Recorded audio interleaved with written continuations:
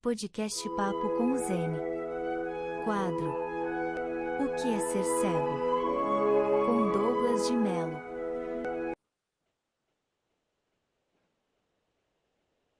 Oi, pessoas. Bom dia, boa tarde, boa noite.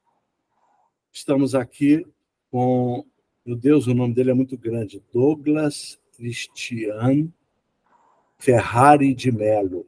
Porra, para que um cara tem tanto nome? Bom, pelo menos Pedro II tinha 12, eu não sei se ele sabia de cor.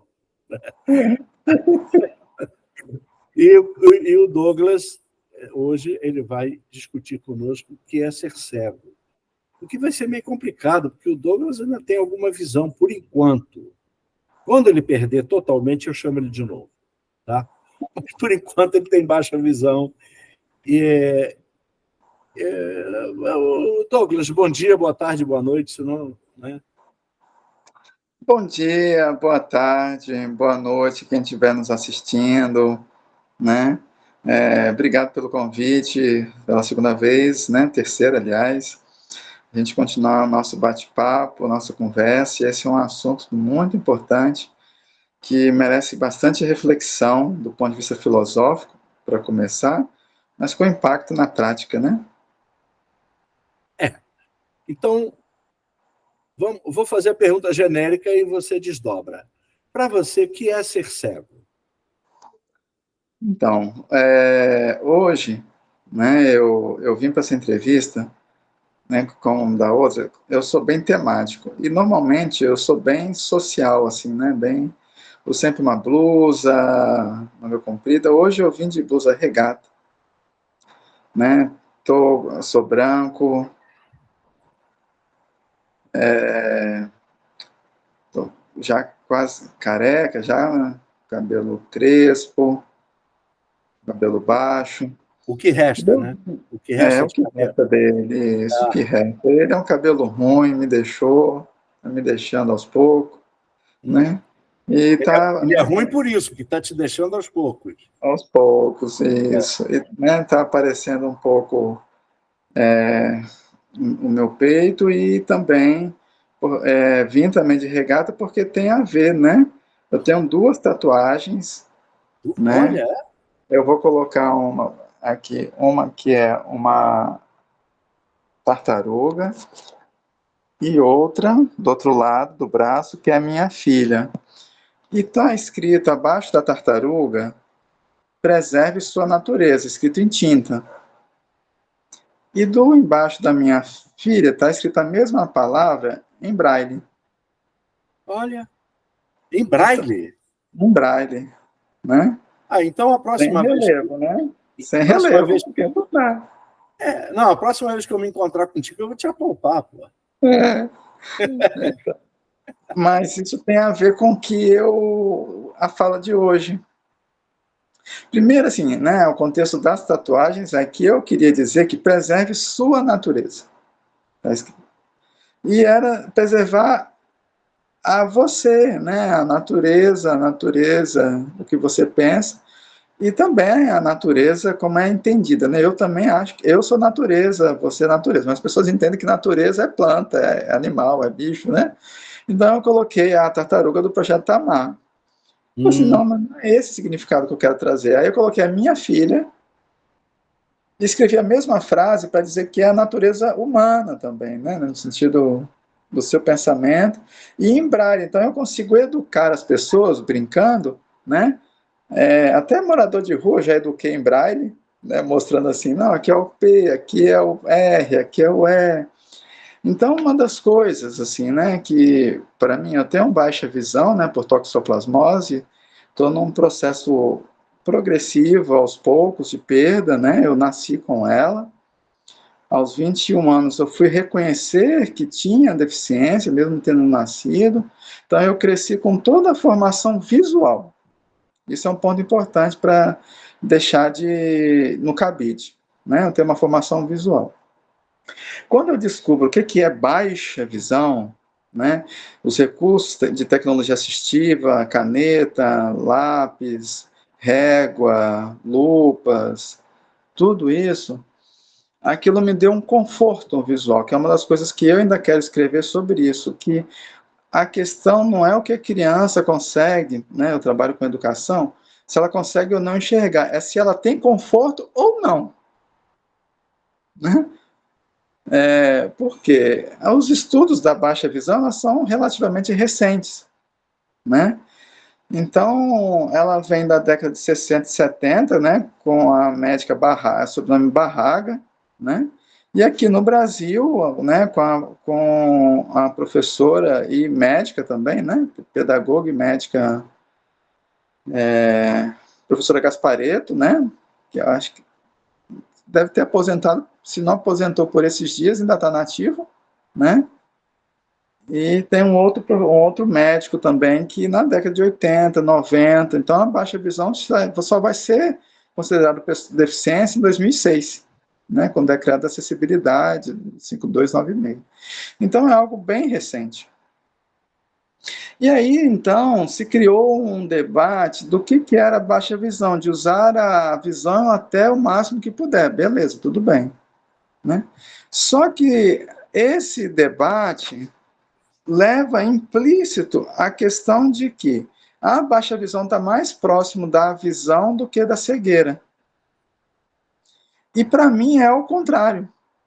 A baixa visão está mais próximo da cegueira do que da visão. Entende? Você sabe, na minha época de Benjamin Constant, eu entrei no Benjamin Constant em 1956, tá? Você acha que nem era nascido, desconfio. Então, o Benjamin Constant, na época, tinha a filosofia era o seguinte: qual é a melhor maneira de preservar aquilo que eles chamavam de ambliopia? Isso, amblíope. A melhor maneira era você não forçar a visão. Quer dizer, você vê como no decorrer do tempo a concepção muda, né? Bom, inclusive lá também já mudou, tá? Eu estou falando da minha época. Inclusive, eu estive lá em 2019 e existiam salas específicas para cegos e específicas para baixa visão, que não podiam se juntar. Se eu não estou enganado, naquele ano foi a primeira vez que houve um experimento piloto para se juntar cegos e baixa visão na mesma turma. Que absurdo. Pois é. Bom, mas na minha época, para você ter uma ideia, o pessoal amblíope tinha que aprender braille, que é para não precisar usar a visão. Então, é claro que as pessoas usavam a visão, entendeu? Mas usavam para outras coisas, para ver mesmo, para não sei o quê. Mas para estudar no Benjamin Constant era proibido. Isso é estranho, assim, usar a visão que tem é bom, mas eu não posso ficar escravo dela. Essa é uma questão minha. Eu me sinto escravo da visão porque vem de uma formação visual. Entende? Porque a sua perda você vai sentir muito mais, né?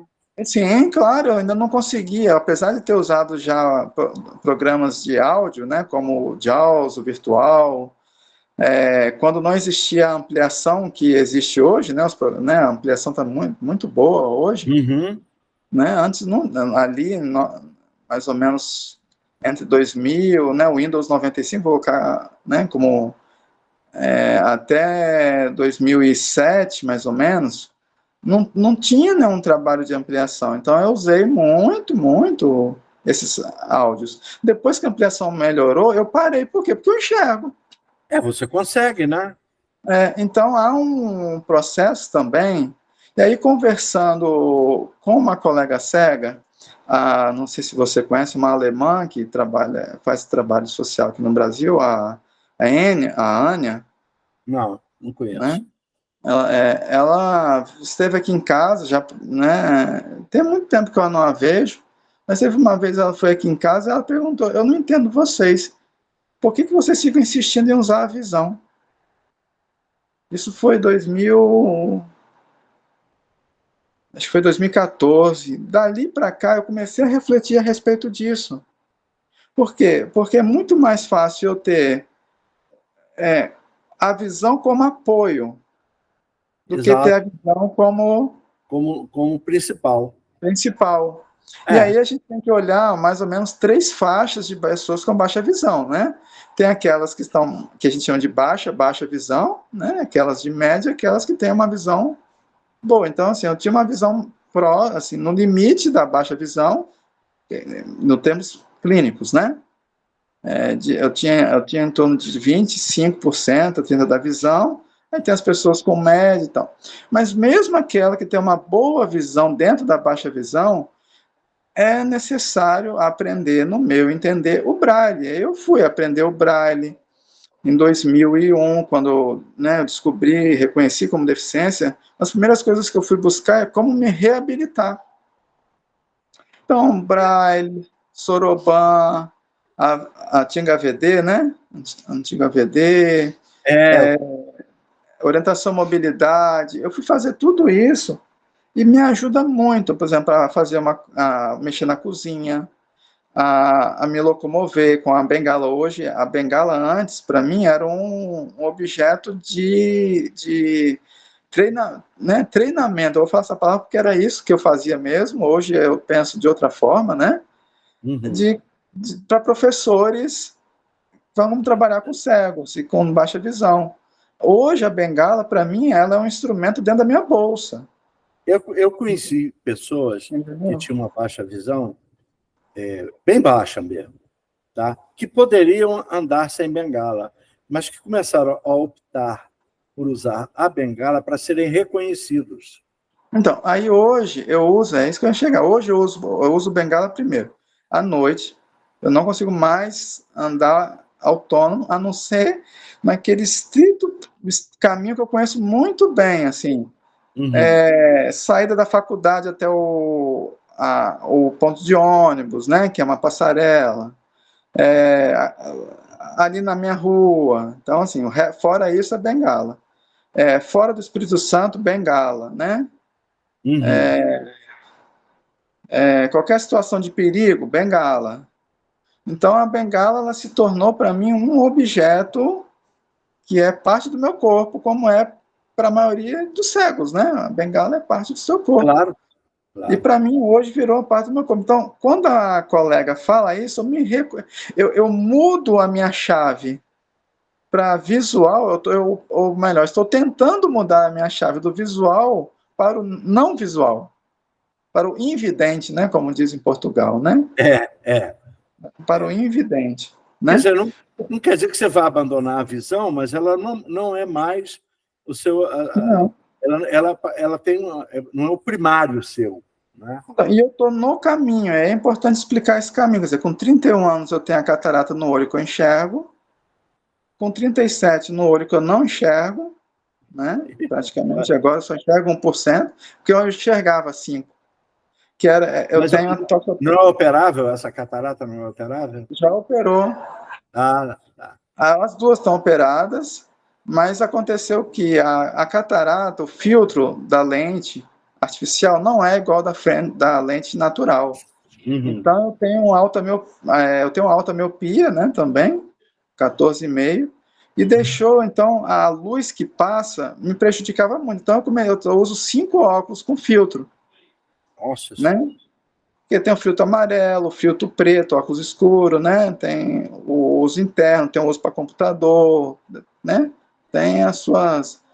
E isso é uma coisa que eu não quero mais, assim. Por que eu não quero? Porque chegou um ponto, então, assim, eu já fiz as cataratas, eu já fiz toda possível de cirurgia a laser. Eu estou na expectativa, sendo muito honesto, o caminho do glaucoma. Eu já estou usando um colírio pré-glaucoma, né? E da descolamento de retina. Então, essa é a propensão pelo envelhecimento natural das pessoas, a presbiopia, né? Que é uma coisa, aquela vista cansada que a gente chama, né? Que nós também temos, só que nós é mais agressivo, né?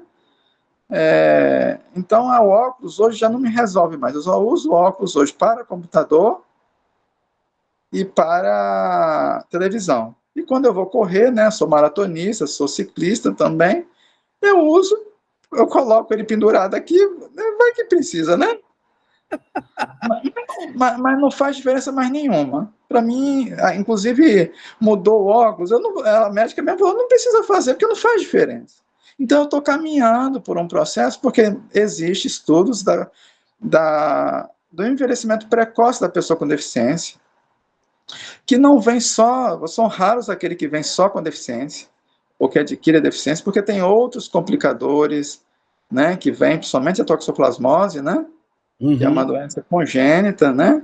Isso. Então, tem questão cardíaca, já sou operado, já tenho marca-passo, já tenho... Todos os teus problemas é toxoplasmose. Tudo que você tem. Tem 3. Tem da ordem do congênito, tem da ordem social advinda da deficiência orgânica e da relação com a sociedade, né? Uhum. E tem questões da ordem sociais, que eu sofri um acidente de trânsito, né, com bicicleta. Então, e tem o quarto, eu coloco um quarto, que é da luta social, né? Que a luta social te desgasta, te cansa, também te prejudica naquilo que você tem de condições, né? Também. Então, meu quadro clínico, ele é um quadro clínico de um envelhecimento, estou com 43 anos, vamos dizer assim, de uma pessoa de 60 anos, mais ou menos, né? E isso me faz refletir do que eu quero para o meu futuro. Então, quando você me faz essa pergunta, o que é ser cego? No meu caso, ser baixa visão é ser cego. Tá. E deixa eu só completar. E ser cego, então, por analogia, né? Ser cego é um estilo de vida. Por isso eu vi com o meu estilo de vida, que eu estou na minha casa, como se eu estivesse na minha casa. Eu estou aqui como se eu não estivesse palestrando. Porque o meu estilo de vida é esse, de blusa, talvez sem blusa. Então, como é um estilo de vida, eu estou querendo comparar a cegueira com o estilo de vida, com o modo de vida, que eu gosto mais é a palavra modo de vida, né? Eu também, gostei mais. Também. Eu gosto mais, modo de vida. Entendeu? Eu ia te dizer 3 coisas. Vamos lá. A primeira é que eu, como sou cego de nascença, eu não tenho nenhum desses problemas. Certo? Nenhum. Inclusive, eu de brincadeira, eu chamava o oftalmologista de inimigo. Mas ele não era meu inimigo. Ele é que me considerava inimigo porque ele não tinha como fazer nada comigo. Não tem nada para fazer. Não, entendeu? Então eu sempre dizia, não, o único médico que eu não preciso na minha vida é do oftalmologista. Estou doido para chegar nessa fase. A segunda é o seguinte, havia uma discussão de terminologia, e olha, o pessoal às vezes diz assim, a terminologia é besteira, tanto faz. Não, para mim não, tá? Para mim, a terminologia é fundamental. Então, nós começamos com o termo amblíope, tá? Que está descartado. Visão subnormal, depois visão subnormal, né? Visão subnormal, baixa visão e visão reduzida. Isso. Ou seja, para mim, cada um desses termos está te indicando alguma coisa. Entendeu? Está te indicando um caminho filosófico até, que você deve adotar, não é? Sim. Então né? E a terceira?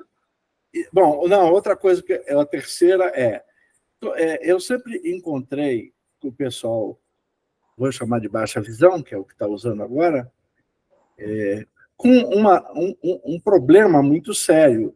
Eles eram cegos e não eram ao mesmo tempo. Tá? Isso traz muito problema na vida da pessoa.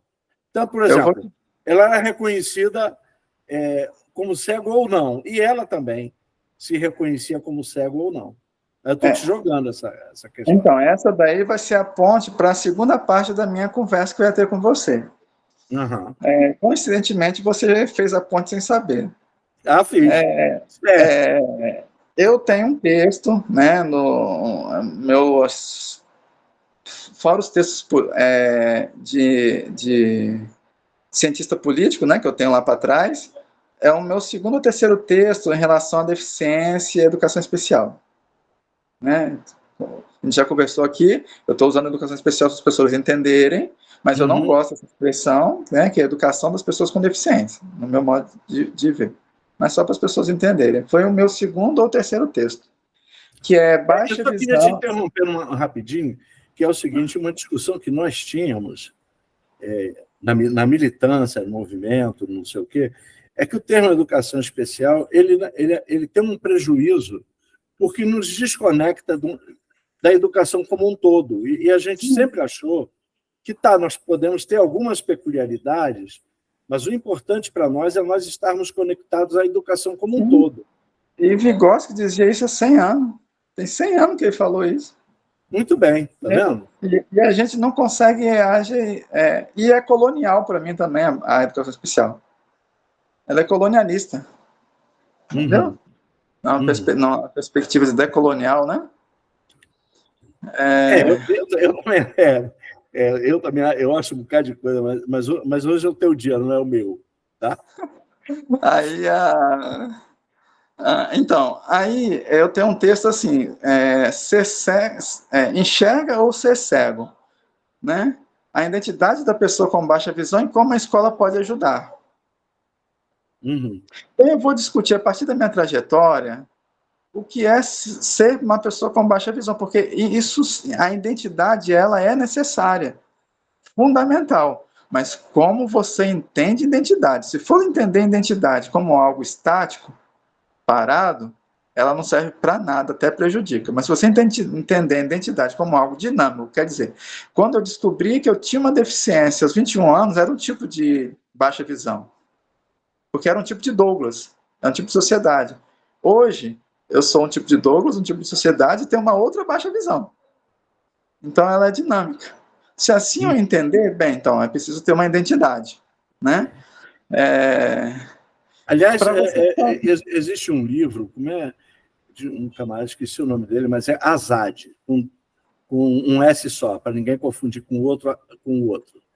Ele tem um livro muito interessante chamado As Armadilhas da Identidade. E eu acho que é isso que você está colocando. Já peguei, já estudei. Você já pegou? Quer dizer, as armadilhas da identidade. Tem ele, e eu trabalho com ele com o Hall, Stuart Hall, né? Ah, tá. Quer dizer, a armadilha da identidade é quando você faz o contrário disso que você disse, ela fica estática. Isso. Exatamente.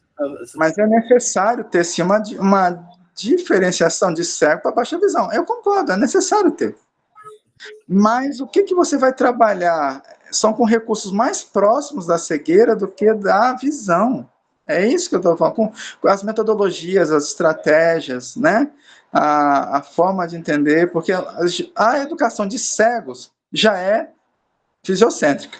Isso eu pego da nossa colega Joana, né, do mundo fisiocêntrico, e trago para outra expressão, que é mediação fisiocêntrica, porque na escola existe a mediação do professor, mesmo a educação de pessoas cegas, professores que trabalham com a educação especial de pessoas cegas é fisiocêntrica. Você se entende? É algo, tudo que você está dizendo, não se preocupe. É algo contraditório, né? Parece assim. Não, para mim eu estou na área, você está entendendo? Eu sou da área. A pessoa precisava pegar outros referenciais, mas ela pega a visão. Exatamente. Ela enxerga, tá? O professor, né? Vamos dizer, a maioria dos professores da área enxerga. Mas ela podia perguntar ao aluno, né? Conversar, estudar, para usar recursos não visuais. Perspectivas não visuais. Eu amei quando, já tem mais de 20 anos, eu encontrei, porque eu já te disse uma vez, a educação especial para mim,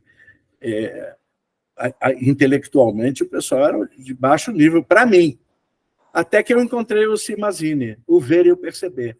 Aí eu digo, não, agora o pessoal começou a discutir a sério. Você entende? Não, eu já te falei isso. Agora o pessoal está discutindo a sério. Agora sim, agora está no nível que a gente pode conversar. Antes, não. Me desculpe as outras pessoas aí, que são muito citadas, são muito não sei o quê, mas eu nunca tive condição nem de discutir com essas pessoas. Você está entendendo? Então, aí eu trago e discuto com outro texto da Amaralian, que eu acho que você conheceu. Não. Não conheço. Professora de psicologia, também ali no mesmo front, ali trabalhando com a Manzini. Ela é as duas, para mim, pesquisadoras, não é do meu referencial teórico, mas foram duas pessoas com quem eu aprendi. A Manzini faleceu, né? Eu não conheci. A Marilhão, eu não conheci conhecia. pessoalmente nenhuma delas. Psicóloga, né? Todas as duas psicólogas. Ela tem um texto, até um livro, não sei se você conhece, a análise, psicoanálise do cego. Não, ótimo. Se você tiver isso em PDF, eu não sei o quê. Não tem, eu tenho impresso. Ela pega os cegos para desenhar e vai fazendo análise dos desenhos, das imagens, das figuras, do que sai, né? Vou chamar de desenho. É maravilhoso. Então, ela tinha um texto também sobre esse tema da baixa visão e esse tema da identidade. E aí eu uso ela um pouquinho também. Depois eu vou descobrir um familiar, depois do texto escrito, um familiar que também escreve sobre o mesmo assunto. Então, existem 3 textos sobre essa questão da identidade da pessoa com baixa visão, de uma pessoa pesquisadora, de um familiar e de uma pessoa com deficiência, né? E formam uma tríade bem interessante, porque, né, cada um fala do seu lugar de fala, né? Aliás, tem gente que repudia esse lugar de fala. Eu quero te dizer que eu aceito plenamente a noção de lugar de fala, tá? Que não é estático também, igual a identidade. E que todos têm lugar de fala, inclusive a pessoa sem deficiência tem lugar de fala sobre a pessoa com deficiência. Exatamente. Né? Isso. Porque senão o suicida, a gente não ia falar nada do suicídio, né? Porque só o suicida podia falar, né?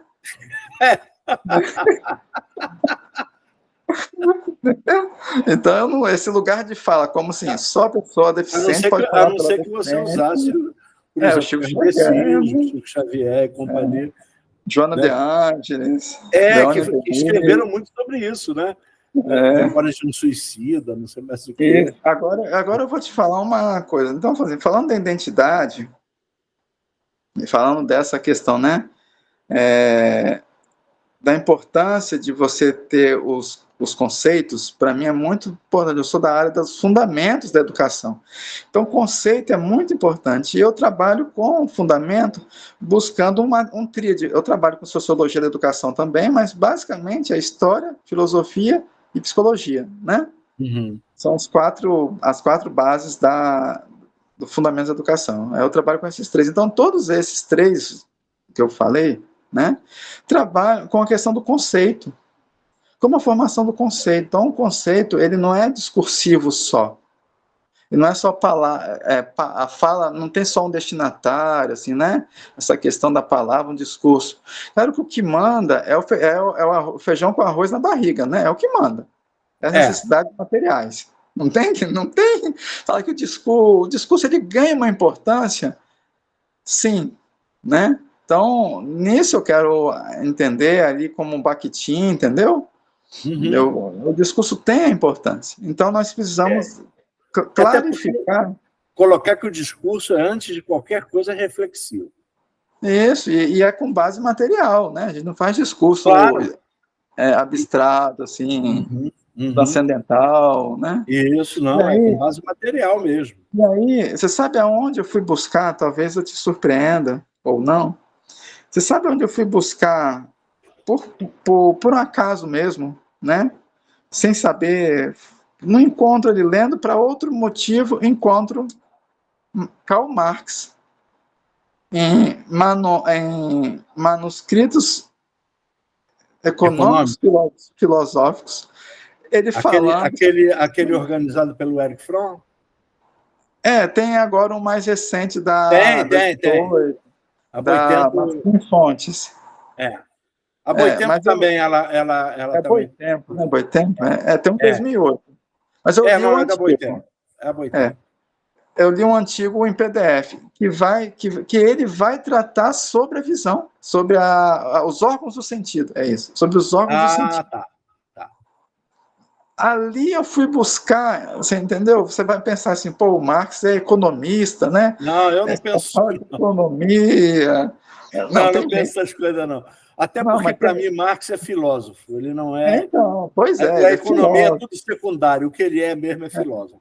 E esse manuscrito ele vai falar dos órgãos do sentido de uma forma Aliás, que é eu da acho. onde o Vygotsky vai sair, né?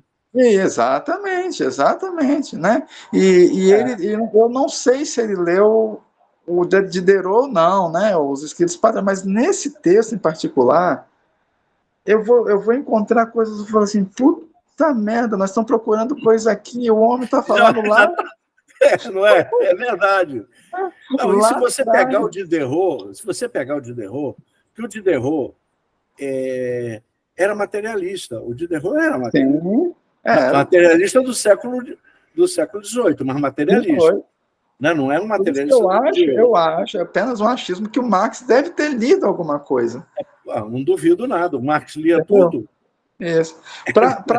Porque no manuscrito econômico filosófico ele tratar de órgãos do sentido, É, né? é bem possível. É bem possível. E ali eu fui buscar, então, antes de Levigotsky, eu fui buscar o meu entendimento naquele momento da deficiência, entende? Uhum. Do porquê enxergar, como é que enxergava, por que Papai do Céu, né, fez isso, todas aquelas questões, né? Então eu fui buscar numa visão materialista algo que não é assim, vamos dizer assim, tão materialista, né? Assim. E aí eu trago depois, quando eu vou ler Vygotsky, eu já tô com, eu li, já estava na universidade, quer dizer, em 2017 eu já era professor universitário. Apesar de ter lido algumas coisas que alguém falou, que alguém disse, mas ler defectologia, né, que é esse livro dedicado, né, a nós, eu só li depois e eu chorava, sabe? Uhum. Sabe Por por que que que eu eu não li chorava? antes? Por que que eu não li Porque eu não antes? li antes. E pensava assim, meus pais, sem ter educação formal, já faziam aquilo. Uhum. Porque eu acho que a contribuição deles foi mostrar que eu estou no mesmo patamar, vamos dizer assim, do que as pessoas sem deficiência, que posso fazer qualquer coisa que as pessoas com deficiência podem fazer, desde que eu tenha condições, né? Desde que sejam adaptadas. Vou usar a palavra adaptada aqui entre aspas, né? Para as pessoas entenderem, né? Desde que sejam Uhum. acessíveis, né? Vamos falar, acho que a palavra melhor. Sejam Isso. acessíveis, isso que meus pais ensinaram. Entende? Sem saber. Então, isso vem evoluindo na minha cabeça, né? E aí por último, minha última leitura a respeito é do Jorge Luiz Borges, Ah, que é que Noites, né? naquelas palestras dele, né? Como é que é? Tem uma que é sobre a cegueira. Tem, nas 9 noites. As 9 Né? noites. Isso. Obrigado. E ali ele fala, então, da cegueira como modo de vida, estilo de vida ele usa, né? Exatamente. E ele, de alguma maneira, ele não maldiz a cegueira. Né? Não. Muito pelo contrário, eles têm ganhos. Né? Ganhos. Então, o que eu fiz ao definir o que é cego aqui para você foi usar uma outra palavra que eu gosto mais, que é do Trotsky, que é modo de vida, né? Uhum. Mas, trazendo aí Jorge Luiz Borges, né? Um escritor argentino, não sei se todos conhecem, né? Que ficou cego por um bom Não, tempo ao final da vida, né? há mais de 30 anos. Mais de 30 anos. Então, assim. Quando ele encontra a Maria Kodama, né, que acabou sendo a mulher dele, começou como secretária dele, lendo para ele. Exatamente. Não é? Então, quer dizer, quem não conhece o Jorge Luiz Borges, por favor, passem a conhecer. Né? Porque tem pessoas que são retiradas dele a condição de deficiência. Eu vou citar 3, né? Jorge Luiz Borges, Gramsci, né? E Frida Kahlo. São 3 pessoas do mundo. O Gramsci eu não sabia que ele teve problema de visão um tempo, não, né? Ele foi corcunda. Ah, não, desculpa, ele foi corcunda. Corcunda. Não. E a Frida Kahlo não. A Frida Kahlo tinha de tudo. Acidente. Não, e a Frida Kahlo tinha de tudo. Menos o problema visual ela não tinha. Mas o resto... Isso. Mas E não A deixou de ser uma deficiência. mulher atraente, né? E não deixou. Sim, e a Inclusive, deficiência foi todo mundo sabe que ela teve um caso com Trotsky, né? com Trotsky, isso, mesmo casada, né? Com Diego Rivera. E veio a partir de um acidente, né? Com ela e o Jorge Luiz Borges. São 3 pessoas com deficiência que ninguém se você tem que buscar muito para descobrir que eles têm deficiência. Exatamente. Você sabe, há um esconderijo, né? Há um apagamento. Mas você sabe qual é o problema? Esse negócio de deficiência, ele é muito mais social do que físico. Se você... É porque a sociedade pode resolver te apagar, te discriminar. E no caso deles, eles não foram discriminados. Aí é que está. Sim. Né? Eles não foram por quê? Porque conseguiram alcançar um patamar que é aquele patamar não que eles quisessem, mas o patamar do normal, entende? Assim, Isso, do normal. Vamos usar o termo normal, com todas as restrições, mas é esse aí mesmo. Eles conseguiram chegar, então, eles são reconhecidos pelo desenho, pela escrita, pela produção militante, mas enquanto pessoa com deficiência, né? Então, a gente trazer essas pessoas, e eu venho falando até hoje mesmo, né? Hoje, um acontecimento muito importante no Brasil hoje, né? E eu debatendo lá no jornal, e as pessoas devem ter ido no meu perfil e viu que eu sou deficiente visual, né? E eu coloquei a expressão ver, né? Na minha escrita. Peraí, me atualiza. 8 de dezembro, além de Nossa Senhora da Conceição, hoje foi preso pessoas ligadas ao ex-presidente. Ah, é por isso que você foi debater? Aí um falou assim, só quem não enxerga mesmo como você para não ver o que está acontecendo nesse desgoverno. Aí eu falei, olha, você está sendo capacitista, e capacitismo pela Lei Brasileira de Inclusão é crime, e se eu pudesse, eu te denunciaria, mas eu sou do diálogo. Olha, por quê? Peraí, ele está falando do desgoverno do Bolsonaro ou do Lula? Do Lula. Aí tem desgoverno? Não, desculpe, olha, eu já te disse, eu não sou lulista, mas onde é que está o desgoverno? Então, mas assim, mas olha o uso, o que eu quero dizer, olha o uso... O uso, não entendi. Entendeu? Da deficiência para desqualificar determinada pessoa ou qualificar até, né? Ou até qualificar a pessoa, mas a maioria das vezes é desqualificar. Você sabe, uma vez eu estava na Urca, ali perto do Benjamin Constant, eu não sei o que eu estava fazendo lá, não me lembro mais muito tempo. Aí chegou, eu estava sentado num banco de praça. Aí chegou um camarada e me disse assim, feliz é você que não enxerga os pecados do mundo. Aí eu abri minha bolsa, puxei um punção e disse, por isso não, eu posso fazer o mesmo e você passa a não enxergar os pecados do mundo. Cara, ele preferiu ir embora e continuar enxergando os pecados do mundo, eu não entendi nada. Se eu era feliz, ele não quis ser igual a mim, por quê? Então, eu já fiz, quando eu estava descobrindo a baixa visão, a deficiência visual, assim, né, a cegueira, eu fiz pergunta para alguns colegas se eles gostariam de enxergar. E foi unânime a todos que não. É mesmo, Desde a professora Elta Rosenfeld, né, do desembargador Tadeu? Ricardo Tadeu da Fonseca, né? Eu perguntei umas 5 pessoas assim, e todas foram não, né? Você não perguntou para mim, eu vou dizer para você. Não. Então, eu também. Vou manter a unanimidade. Mas por quê? Porque, primeiro, é uma força, no meu entender, né? É uma força. Segundo, que tem coisas, assim, no sentido de não ver, que vamos dizer assim, que é bom não ver.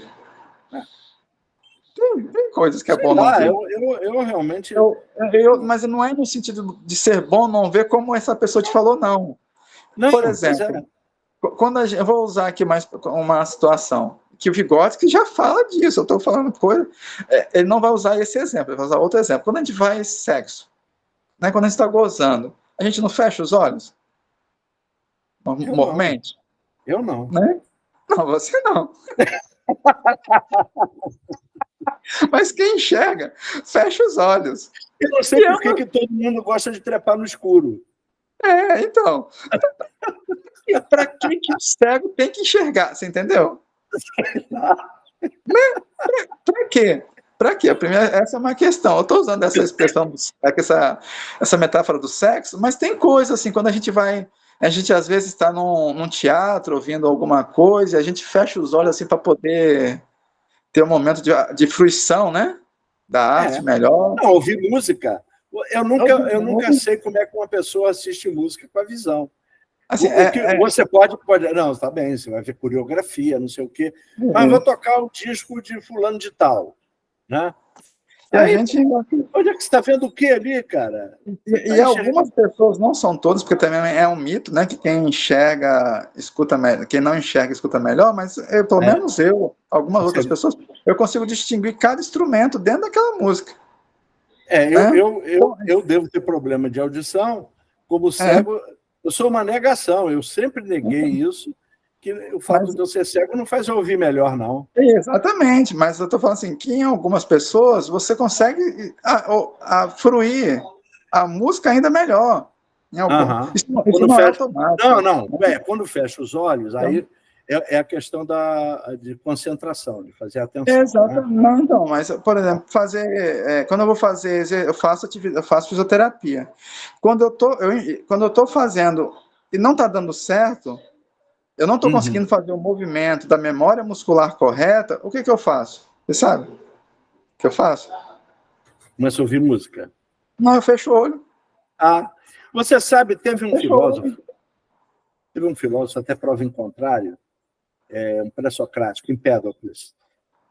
Ele chegou à conclusão de que o que atrapalhava a concentração dele de pensar era visual, e ele vazou os olhos. Sim, eu mesmo. Não, eu não estou concordando ou discordando, eu só estou dizendo, entendeu? Mas eu posso falar uma coisa. Quando eu aprendi o Braille lá em 2001, 2002, pela primeira vez, eu aprendi com o olho fechado. Tudo eu aprendi com o olho fechado. Sei. Mas eu precisava de um diploma. Você lê Braille com tato? Você consegue ler com tato? Hoje, com dificuldade. Que eu vou Mas na época eu consegui, porque eu tinha mais concentração. Tá. Entendi. Em 2015, assim, para fazer um processo seletivo, um concurso para dar educação especial, deficiência visual, você tinha que ter um curso se exige ainda hoje, né? Um curso de 120 horas, pelo menos, né? Na área da deficiência visual. Eu não tinha. Mas até para o cego, para baixa visão, tinha que ter. Né? Você tinha curso, o Benjamin Constant tinha um curso de formação de professores que ficou. Então, mas o cego, por exemplo, o cego ele tinha que ter o diploma, o certificado do curso. Não tinha, eu sei disso. Aí eu fui fazer o Braille novamente, mas aí eu já fui fazer com a visão. Eu já não tinha concentração de fazer sem a visão, o que é muito diferente. Então, eu posso dizer que a gente se concentra mais sem a visão. Não, isso aí todo mundo acha mesmo. Né? Então, as melhores, né, a própria Ellen, acho que é a Ellen Keller que vai falar, né? Que o que é melhor na vida é visto, percebido sem a visão, né? Eu acho que é isso que ela fala, algo parecido assim, né? Embora ela nunca tenha enxergado, né? Mas é algo, o que é bom é invisível aos olhos. Eu acho que essa é a expressão. Sim. Mas isso aí não sei se foi ela não, rapaz. Isso aí colocam nas costas dela, né? O que o pessoal diz, por exemplo, você hoje em dia, uma das coisas mais importantes do conhecimento da física é o átomo, e você já viu um? É o que o professor Éder Camargo, que eu acho que vale a pena você entrevistá-lo. Se você me der o contato dele, eu posso. Eu posso. E antes fala com ele, claro, fala com ele. Acho que eu sou um cara legal, entendeu? Ele é físico, né? Da física mesmo, né? E vigotskiano, é um físico vigotskiano, é um cara, um cantador de primeira de música caipira. É mesmo? Olha aí, rapaz. Uma coisa assim. E aí ele falando, né? Eu vou usar essas duas situações para dizer que, ao conhecê-lo, eu conheci numa palestra, assim, eu conhecia ele, mas conhecia pessoalmente, e ele foi ensinar para nós sobre ondas eletromagnéticas que vêm da lâmpada. Você sabe que vem da lâmpada, ondas eletromagnéticas. E ninguém enxerga. Ninguém enxerga. Aí, na semana seguinte, eu voltei para, né, eu estava em Campos, voltei para Vitória, fui na reunião do Conselho Departamental da Engenharia, né, do Centro Tecnológico de Engenharia, e um engenheiro elétrico, professor, me perguntou como ensinar engenharia para um cego, engenharia elétrica para um cego. Eu falei, pois não, professor. Semana passada, por coincidência, eu conheci o Éder Camargo, que é físico, né? E ele estava me explicando sobre as ondas eletromagnéticas. Deixa eu perguntar ao senhor.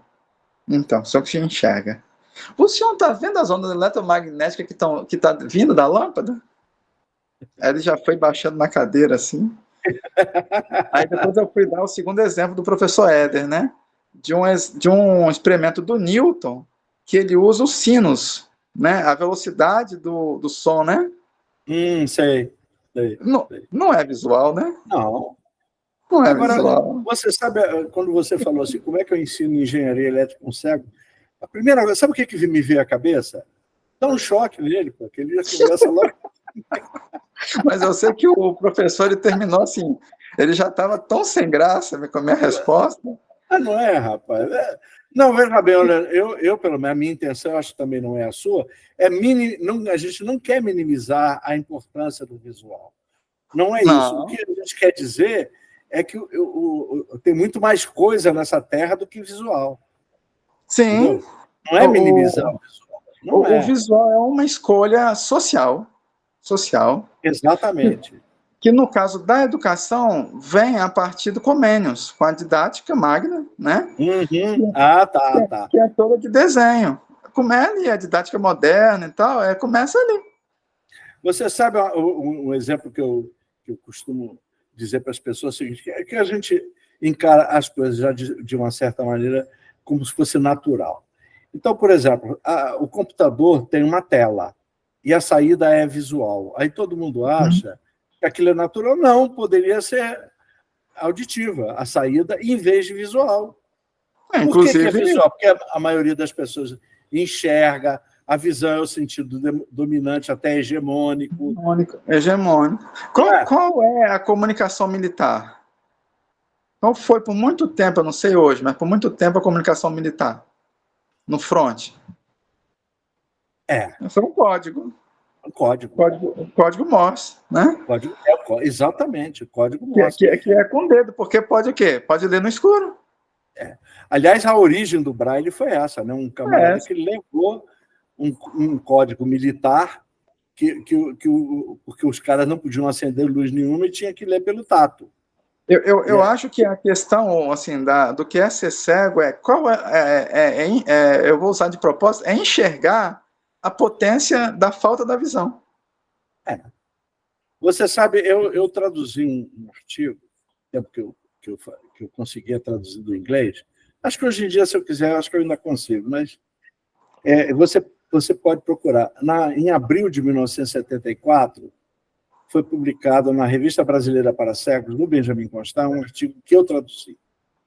Tá? Esse artigo, eu vou dizer para você, teve muita influência na minha maneira de pensar. Tá? É o seguinte, um líder norte-americano chamado Kenneth Jernigan, da National Federation of the Blind. Então, eles faziam uma convenção anual, era uma federation. Então, eles tinham 5 chapters, né? 50, que são o número de estados dos Estados Unidos, né? 50 estados. Tá? Então, eles faziam uma reunião em cada cidade dos Estados Unidos anual, e que culminava com um banquete no dia 4 de julho, né? Comemorado como o ano da independência dos Estados Unidos, 4 de julho, onde o presidente fazia um discurso. Então, esse Kenneth Jernigan, em 1973, ele fez um discurso em que ele colocou uma pergunta que você já sabe qual é a resposta, porque ele deu a resposta no texto. Cegueira, 2 pontos. Deficiência ou característica? Entendeu? Que é a pergunta também que acho que a gente tem que colocar, não sei se alguém colocou, é quem se preocupa com a cegueira? Você Eu está acho preocupado com a todo cegueira? mundo... Não, eu estou preocupado com aquilo que pensam dela. A consequência para você, por exemplo, de como que ser cego e não ver o peso aí no Pará. Exatamente. Entende? Como com a cegueira, eu ir no Teatro da Paz. Isso. Né? Não é cegueira. Quem está preocupado com a cegueira é quem não enxerga. Isso é a verdade de Deus, é quem não enxerga. Então, as pessoas ficam olhando, não estou preocupado com a minha baixa visão, as pessoas perguntam assim, mas não tem cirurgia, mas não tem cura, né? Mas você vai... Olha, gente, eu estou com tanta tranquilidade para o meu caminho, eu acho que já aplainaram atrás de mim um caminho para minha possível cegueira, que eu estou tão tranquilo, que não é uma preocupação. A minha preocupação é como que ser cego eu consegui ler um livro, porque não por mim, né? É porque o livro não é acessível. Exatamente. A preocupação é outra. É a consequência, né? É o que o Vygotsky vai falar da deficiência social, né? Uhum. Que para mim toda deficiência é social, ou seja, para mim, por exemplo, é uma falha que a própria convenção não ressalta muito, mas para mim o conceito de deficiência, eu já te disse, você sabe, eu não gosto do conceito, não uso de jeito nenhum, mas se você não embutir a questão social na deficiência, você não a compreende de forma alguma, se você quiser levar apenas pela questão física, mental, ou não sei mais o quê. Tem algumas pessoas que usam a expressão assim, em condição de deficiência. Eu até discuto isso, eu falo, olha, eu gostaria que fosse assim. Se 95% não tivesse socialmente, vamos dizer assim, nessa condição, e 5% tivesse nessa condição. Mas é o contrário. Né? 95%, então, assim, nesse momento histórico, é uma nomenclatura que não tem base histórica. Não tem. No futuro, quem sabe, terá. Eu até concordo, né? No momento. Mas hoje não. Hoje todas as pessoas, praticamente, com deficiência, estão na condição de deficiência. Eu falo praticamente, porque tem pessoas que têm deficiência primária, né? Tem a deficiência orgânica, mas não tem a deficiência social. Existe. Eu conheço aqui, por exemplo, uma colega, não tem tempo que eu não a vejo, mas o pai dela é revendedora de filtros, né? Filtros. E tem carro particular para ir, para voltar, para subir. Ela tem a software. Mas qual a deficiência? Não sei. Entende? Assim? Não sei. Então tem um grupo que a deficiência social, estou dizendo, né? Não, isso não quer dizer que não tenha a deficiência orgânica, né? Sim, mas o que pesa é o social. É o social. É o que pesa, é o social. Então, a questão maior da resposta do ser cego, né, assim, está no social e não no clínico. Não é o oftalmologista que vai responder para nós, né? A questão. Quem vai responder para nós é a sociedade. É porque durante muito tempo, quando a gente ia ingressar no mercado de trabalho, tinha que passar por um oftalmologista. Aí eu fiz um concurso, entrei para a rede ferroviária, e me disseram, o oftalmologista tem que dizer alguma coisa. Eu disse, o quê? O que ele vai dizer? Eu não sou cego, você não está notando, não está percebendo, sabe? Eu estou escondendo que eu sou cego, eu tenho como esconder que eu sou cego.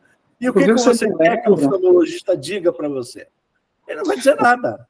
Que eu sou cego, hora essa. Você me lembra ainda de uma que existia, acho que no SESI, SESC, no INSS, eu não me lembro. Eu não comecei no mundo da deficiência, vamos dizer assim, pela educação, eu comecei pelo trabalho. Né? E tinha, à época, um estudo biopsicográfico. Me lembro, claro que eu me lembro disso. que o cego ele vai ser operador de câmera escura, ascensorista, tinha o telefonista. Não, tinha um caso que a gente podia ser massagista. Aliás, diz que a mão do cego é uma maravilha, hein? Então tinha assim, um conjunto de profissões, né? Para cada tipo de deficiência. Puta, isso, assim, tinha catálogo. Tinha catálogo, eu cheguei a ver isso, 2001, 2002. Pois é, na década de 70 nós já nos insurgíamos contra, entendeu? Inclusive, eu me lembro que num encontro em 1970, olha só como é que são as coisas. Em 1970, eu protestei num encontro e disse: um dia nós vamos poder ser médicos. E um ano depois eu descobri que nos Estados Unidos tinha um médico cego. E agora? E aqui você tem pessoas cegas formadas em medicina que de alguma maneira exercem. Uns foram para a psiquiatria ou ficaram, entendeu? Mas exercem. E veja bem, não é o caso de se formaram e ficaram cegos, não. Eram cegos e se formaram. Entendeu? Então, eu me lembro desse protesto que eu fiz, tá? E nós apresentamos trabalho nesse encontro, que a gente discutia isso, né? Por que eu vou fazer catálogo? Que porcaria é essa que eu não posso romper o catálogo? Aí eu estava... houve um bate-papo em que eu fiz esse comentário que, em 1972, o senhor Domingos Cessa Neto, de São Paulo, ele e mais um outro cego resolveram o quê? Entrar para a informática. Eles entraram, foram trabalhar, acho que no Itaú, não era me lembro do nome do banco, não, era União Comercial na época, não sei. Eu sei que eles começaram a trabalhar e o Domingos resolveu dar curso de programação para cegos. Estava no catálogo? Não estava. Entendeu? E, no entanto, a gente conseguiu se formar e entramos no mercado de trabalho como programadores de computador. Depois eu fui ser até analista do sistema. Que é uma coisa. As pessoas não sabem mais. Tem muitos cegos em áreas que, a princípio, as pessoas acham que não é de cegos, né? Programação. Não existe essa área que não seja de cegos. Eu conheço colegas que são programadores, colegas que fazem jogos visuais, tipo Campo Minado, de aviãozinho, né? E matando as pecinhas que vêm, né? Para cego. Programadores. E outras, assim, né? Entendeu? Temos que acabar com essa de motorista. Isso é questão de tempo. Porque nós vamos dar carona ainda. Zé, nós vamos dar carona ainda. Para muita gente ainda. Avião eu não sei. Mas de carro eu sei. Avião, o pessoal diz que avião é exatamente o mais fácil. Porque você viaja no piloto automático a maior parte do tempo. Todo mundo diz que o avião vai ser a primeira coisa que a gente vai poder dirigir. Que o nosso único problema é na decolagem e na aterrissagem. Que aí a gente ainda tem que usar. Mas, olha, por exemplo, quando você está o tempo muito nublado, que você pousa por instrumentos, o que é isso? O que é pousar por instrumentos? Seu visual, meu caro, seu visual é praticamente zero. Entendeu? Daqui a pouco, eu acho que o avião é que vai ser a nossa hora. Cuidado, vamos ser piloto aí. Eu só vou perguntar coisas para você que nós não dissemos de alguma maneira. O que você acha da questão da audiodescrição? Então, a audiodescrição, para mim, eu tomei um susto positivo quando eu vi a primeira vez a audiodescrição com o professor Lima, professor cego também, Francisco Lima. Sei, de Recife, né? Isso, São Sei. Paulista, trabalha lá em Recife. É. E ele trouxe aqui para Vitória um encontro, né, de audiodescritores. Uhum. E quando eu assisti um filme, assisti uma com audiodescrição, mudou a minha forma de ver filme. O meu Ah, gosto de ver filme. É, porque é muito cansativo para mim assistir um filme. Quando vê essa história das séries, eu não gosto muito de séries, só curto 3 para não viciar. Mas veio a questão da legenda, né? ah, Da legenda não, da tradução, né? dublagem. A dublagem. Dublagem. Quando vê a dublagem no Netflix, no Aham. Amazon, né? Pois para mim Aham. foi, nossa, que eu posso assistir. E a série ele tem um tempo de 40 minutos, 50 por episódio, que é o tempo que eu consigo assistir. Um filme de 2 horas, eu me lembro do Dr. Zhivago, que a professora passou sobre a Rússia. Nossa senhora, eu assisti Uhum. em 5 partes, que eu não aguentava, meu olho não aguentava mais. Aham. Então, eu tinha uma maior aversão a filme. A audiodescrição veio para mim, ela é um complemento para eu que enxergo. Eu consigo ver a cena, mas os detalhes eu não consigo. Uhum. Então, a audiodescrição vem aí. Agora, que audiodescrição? Eu gosto da audiodescrição minimalista, porque tem várias matizes de audiodescrição, né? Uhum. Eu gosto daquelas que eu não preciso saber tudo, porque acaba atrapalhando, confundindo, né? Eu mesmo, quando você vê que eu fiz a minha audiodescrição aqui, simples, né? É. Agora tem gente que fala não sei do que, de não sei do que, de não sei da onde, que plantar onde, que. E aí eu acho que já não ajuda, porque nós não temos um tempo de memória muito grande, nós, como ser humano, né? Uhum. Então é preciso. A autodescrição vem para ajudar, somente no âmbito da escola, que hoje tem se passado muito filme, YouTube, né? Eu mesmo utilizo muito desse recurso, Ah, né? E precisa do audiodescritor, né? Agora, que não caia também no mercantilismo, no meu entender, do intérprete de Libras, né? tá. Entendeu? Rapaz, esse papo ia render muito, mas tudo bem. É, Tá legal. A gente tem que entendeu? trabalhar com o que tem, né? Isso, mas é um ponto importante que vem para somar, não para substituir, Perfeito. entende? E que Uhum. colabora muito, pelo menos comigo, algumas pessoas cegas gostam, outras também não gostam. Eu conheço gente que não gosta, né? Tá. De Uhum. audiodescrição. Tá bom. Vou começar a te liberar. O que é que tu acha? Melhor, né? Tá joia. Então, a única coisa que eu posso pedir é que você se despeça, porque eu normalmente eu peço assim, o que você gostaria de dizer mais que eu não deixei você dizer? Mas eu não sei se você tem tempo para isso, aí é contigo. Tem. Então, Vou falar então, né, de um aspecto que você chegou a citar quando eu te perguntei assim, né? Você se preocupa com a sua cegueira? E você me respondeu como? Você se lembra? eu digo que eu não, que eu me Você- preocupo como as pessoas pensam ela. Então é isso que eu queria dizer no meu final. Aham. Que as pessoas olhem para as pessoas que possuem ou não possuem a visão, né?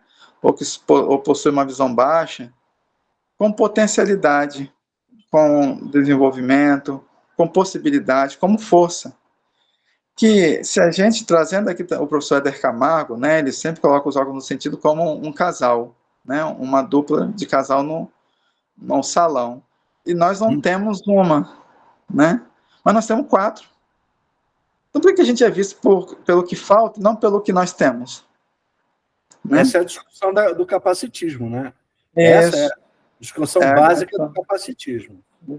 então, eu queria dizer para aquelas pessoas que não têm deficiência visual, né? Que não se, que parem de nos olhar com capacitismo, parem de nos olhar como pessoas com menos valia, né? Parem de nos olhar como pessoas que somos incapazes, somos alvo de caridade, que somos alvo de cura, de qualquer coisa mística, né? Nós somos pessoas. Um dia nós vamos tirar a deficiência, né, Maurício? Um dia nós vamos tirar a deficiência. Entendeu? Nós por somos isso que pessoas. no nosso canal eu entrevisto pessoas. É. Pode ser cega, pode ser, entendeu? Mas são pessoas. Fundamentalmente pessoas. Então, nós somos pessoas, em primeiro lugar, pessoas. E temos uma condição, como eu digo, um modo de vida de ser uma pessoa que tem uma perda visual, né, ou uma visão baixa, ou não tem a visão. Mas isso não impede a gente de fazer praticamente nada. E o que nos impede, a palavra impede mesmo, é porque a sociedade nos impede de fazer. Exatamente. Ou seja, eu prefiro, aquilo que eu te disse, eu prefiro o termo característica ao termo deficiência. Eu tenho uma característica, entendeu? Uma das minhas características é ser cego. Eu tenho outras, tá? Eu tenho outras características, entendeu? Mas ser cego é uma delas. Importante pra caramba, mas é uma delas. Entendeu? E olha, eu coloquei no grupo de brincadeira uma frase seguinte: o homem sem barriga é um homem sem história. Pronto. Pronto. Também tem barriga. Tá bom, Douglas. Então, pedir para você se despedir, que você está ocupadíssimo. Né? Tá bom. E agradecer. Agradeço. Fico ainda pelos os próximos convites, né? Estou doido aquele do debate do capacitismo. Quando você... Estou dentro. Não, eu vou te chamar para muitas coisas, pode ficar tranquilo. Ou intranquilo, não sei. Não sei. Eu queria desejar, né, dar um abraço a todas e todos que estão nos assistindo, né, um forte... né, aproveitar um axé, né, aproveitar o momento que está chegando, aqui para nós o momento da gravação, né, o momento do carnaval, não sei quando vai ao ar, então um axé inclusivo, né, para a gente. Tá certo. Então tá bom. Joia. Agradecendo ao Douglas imensamente, que hoje ele praticamente não podia, mas deu um jeito, tá? Por isso fica mais curto o papo com ele, ia ser mais longo, mas a gente tem que trabalhar com o que tem, né? E agradecer a vocês que estão nos assistindo e dizer aquilo de sempre: olha, aquelas pessoas que gostaram do Douglas, que vai voltar por aqui, não tenho dúvida, recomendem aos amigos. Mas aqueles que detestaram o Douglas, é possível detestar o Douglas. Ele é uma pessoa, existem pessoas detestáveis. O Douglas também, aqueles que detestaram o Douglas, recomenda para os inimigos de vocês. Tá? Os inimigos merecem. Tá certo? Então, agradeço. Se inscrevam no nosso canal, deem aquele like, comentem e, de preferência, critiquem, porque o elogio é muito gostoso, mas passa. O que nos faz refletir são as críticas. Ok, pessoas? Muito obrigado e até uma bem próxima. Até.